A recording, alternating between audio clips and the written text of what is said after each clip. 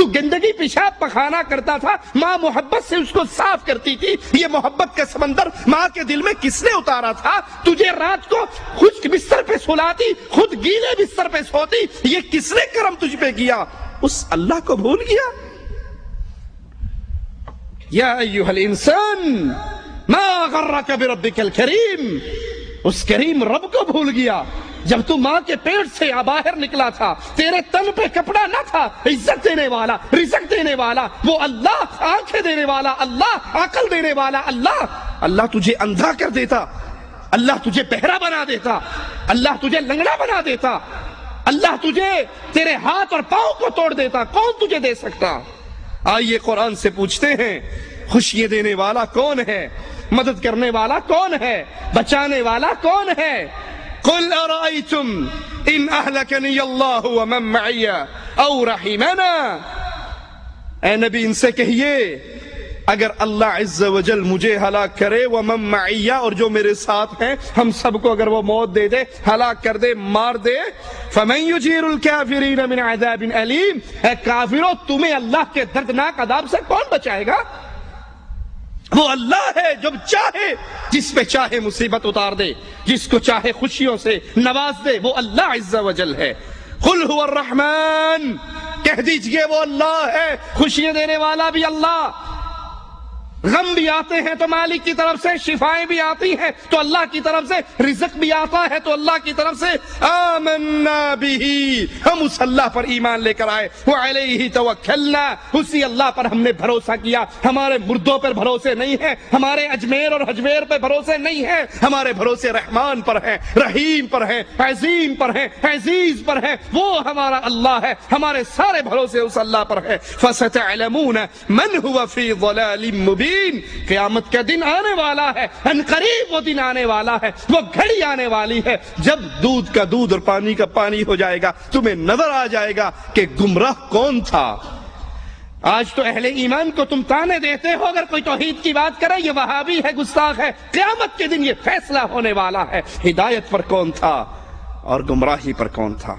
قل ارأیتم ان اصبح ماؤکم غورا، کیا تم نہیں دیکھتے اگر تمہارے پانی کو اللہ گہرا لے جائے، اس زمین کے پانی کو خشک کر دے، فمن یأتیکم بماء معین، کون ہے تمہارے لیے چشموں کا پانی جاری کرنے والا؟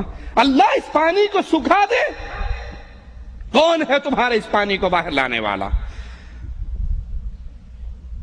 قرآن حکیم کے ایک اور مقام پہ غور کیجئے اور اس قوال کے کفریہ جملوں کو اپنے سامنے رکھیے۔ مالک فرماتا ہے قل ارأیتم ان جعل اللہ علیکم اللیل سرمدا، پوچھئے اے نبی، قل کہہ دیجئے ان کو، ارأیتم ان جعل اللہ علیکم اللیل سرمدا، اگر یہ رات جو تھوڑی دیر کے لیے آتی ہے تم اس میں سکون لیتے ہو، نیند پوری کرتے ہو، اپنا جسم کو توانائی دیتے ہو، اگر اللہ چاہے اس رات کو لمبا کر دے الی یوم القیامہ، قیامت تک یہ رات لمبی ہو جائے، سورج نہ نکلے، من الہ غیر اللہ یأتیکم بضیاء افلا تسمعون، اگر یہ رات اللہ لمبی کر دے، کون ہے تمہارا وہ الہ جو سورج کی روشنی کو لے کر آئے؟ کوئی پیر، کوئی بابا، کوئی حضرت، کوئی شیخ، کوئی مرشد، کوئی دستگیر، کوئی خواجہ، کوئی ہے ایسا جو اس رات کے اندھیروں کو چیر کے دوبارہ روشنی لے آئے؟ قل ارأیتم ان جعل اللہ علیکم النہار سرمدا الی یوم القیامہ من الہ غیر اللہ یأتیکم بلیل تسکنون فیہ افلا تبصرون، اللہ اس سورج کو ہی لمبا کر دے، اس روشنی کو قیامت تک کے لیے پھیلا دے، کون ہے جو رات کے اندھیرے لے کر آئے تاکہ تم اس میں سکون حاصل کرو اور آرام کر سکو۔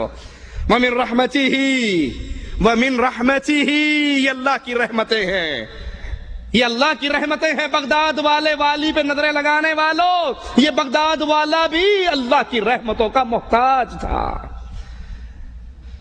اور اگر یہ کچھ کر سکتا تو بغداد کے اوپر گرنے والے بمبوں کے رخوں کو تو موڑ دیتا، بغداد میں مسلمانوں کے بہتے ہوئے خون کو تو روک دیتا، بغداد میں مسلمانوں کے اوپر ہونے والے ظلم و ستم کی چکیوں کو تو چلنے نہ دیتا۔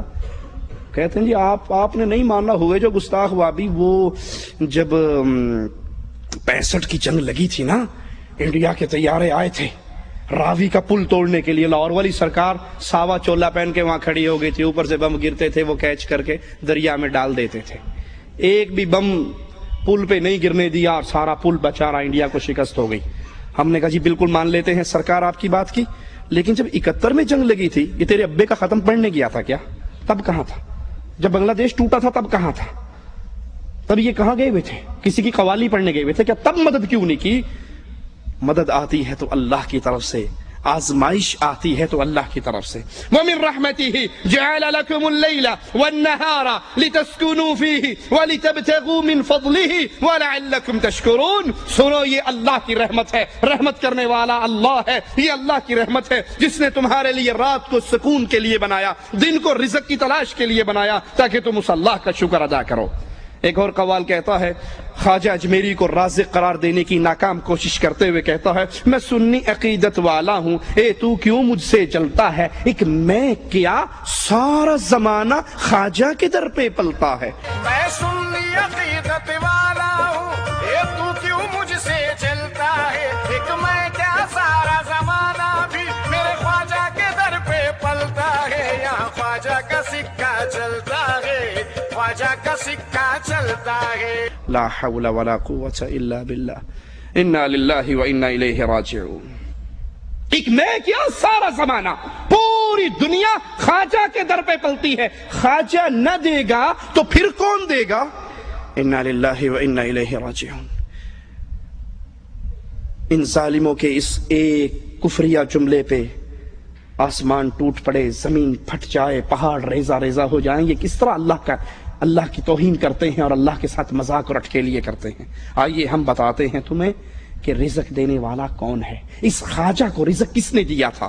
یہ خواجہ جب خود ماں کے پیٹ میں تھا، ماں کے پیٹ میں گندگی کے اندر اس کو رزق کس نے دیا تھا؟ جب یہ باہر نکلا ماں کی چھاتی سے اس کے لیے رزق کا بندوبست کس نے کیا تھا؟ کیا یہ ماں کے پیٹ میں اپنا رازق خود تھا؟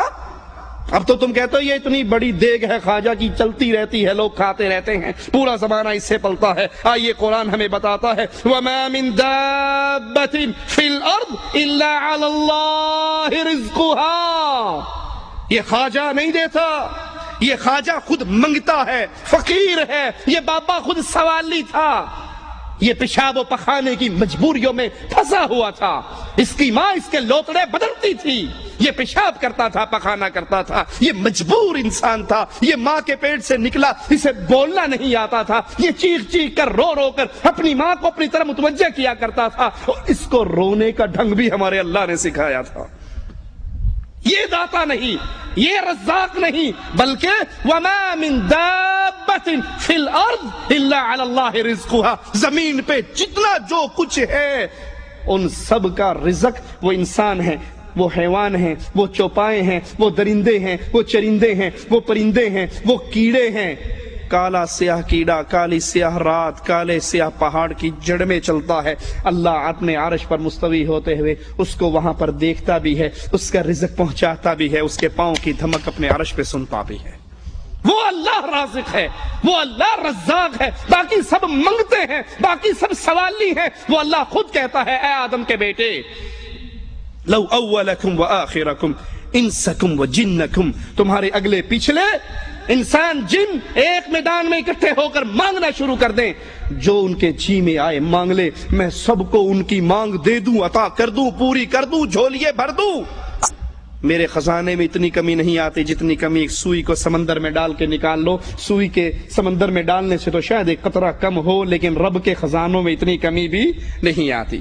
دوسرے مقام پہ غور کیجئے قرآن حکیم کے، وَمَن يَرْزُقُكُم مِّنَ السَّمَاءِ وَالْأَرْضِ، زمین و آسمان سے تمہیں رزق کون دیتا ہے؟ آئے ہیں تیرے در پہ خواجہ تو لے کر جائیں گے، آئے ہیں تیرے در پہ خالی جھولی لے کر آئے ہیں، بھر دے جھولی میری یا محمد۔ یہ ان غیر اللہ سے مانگنے والوں قرآن کے سوال پہ غور کرو، مَن يَرْزُقُكُم مِّنَ السَّمَاءِ وَالْأَرْضِ، آسمان